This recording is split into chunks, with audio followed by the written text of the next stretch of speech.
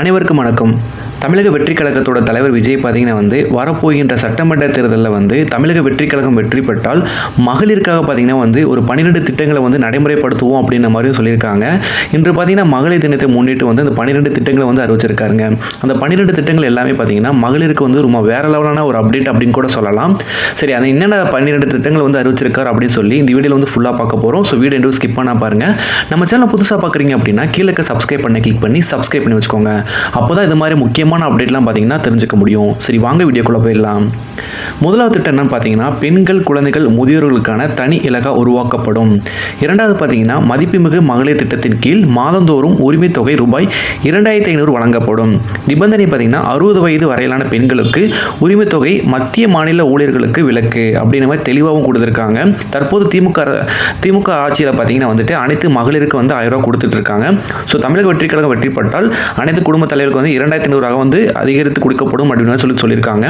மூணாவது பார்த்தீங்கன்னா அன்னபூரணி சூப்பர் 6 திட்டம். கட்டணமின்றி வருடத்துக்கு பார்த்தீங்கன்னா 6 கேஸ் சிலிண்டர்கள் நம்ம பெற்றுக்கொள்ளலாம் அப்படின்ற மாதிரியும் சொல்லியிருக்காங்க.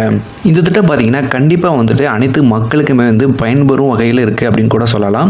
அடுத்ததாக பார்த்தீங்கன்னா அண்ணன் சீர் திட்டம். கல்யாணம் ஆக போகிற அனைத்து பெண்களுக்கும் பார்த்தீங்கன்னா 1 சவரன் தங்கமும் அது கூட ஒரு பட்டு சேலை கொடுக்கப்படும் அப்படின்ற மாதிரி அறிவிச்சிருக்காருங்க. அஞ்சாவது திட்டம்னு பார்த்தீங்கன்னா காமராஜர் கல்வி உறுதி திட்டம். 1 முதல் +2 வரையிலான பயிலும் மாணவர்களின் தாய் அல்லது பாதுகாவலருக்கு ஆண்டுதோறும் பார்த்தீங்கன்னா 15000 பொருளாதார உதவித்தொகை வழங்கப்படும் அப்படின்ற மாதிரி அறிவிச்சிருக்காங்க. ஸோ ஸ்கூல் ஸ்டூடெண்ட்ஸ் எல்லாத்துக்குமே பார்த்தீங்கன்னா ரொம்ப முக்கியமான அப்டேட் அப்படின்னு கூட சொல்லலாங்க இது. அடுத்ததாக பார்த்தீங்கன்னா வெற்றி பயண திட்டம். அரசு போக்குவரத்தின் அனைத்து பேருந்துகளிலும் பார்த்தீங்கன்னா பெண்களுக்கு இலவச பயணம் வழங்கப்படும், அறிவிக்கப்படும் அப்படின்ற மாதிரி சொல்லியிருக்காங்க. பெண்கள், குழந்தைகள் பாதுகாப்புக்காக ராணி வேலுநாச்சியர் படை உருவாக்கப்படும் அப்படின்ற மாதிரி அறிவிச்சிருக்காரு. எட்டாவது பார்த்தீங்கன்னா பெண்களுக்கு எதிரான குற்றங்களில் விரைவான நீதி வழங்க அஞ்சலி அம்மாள் அதிவிரைவு நீதிமன்றம் ஏற்படுத்தப்படும் அப்படின்னு அறிவிச்சிருக்காருங்க.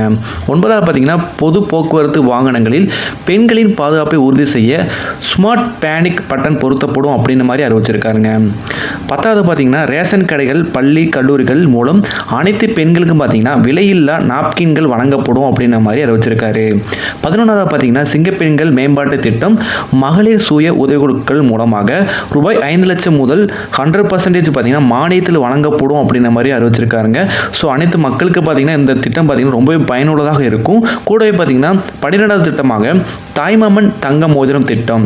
பிறக்கும் குழந்தைகளுக்கு பார்த்தீங்கன்னா தங்க மோதிரம் வழங்கப்படும் அப்படின்ற மாதிரி அறிவிச்சிருக்காருங்க. ஸோ இந்த 12 திட்டங்கள் பார்த்தீங்கன்னா மகளிருக்கு ஒரு முக்கியமான திட்டங்கள் அப்படின்னு கூட சொல்லலாம்.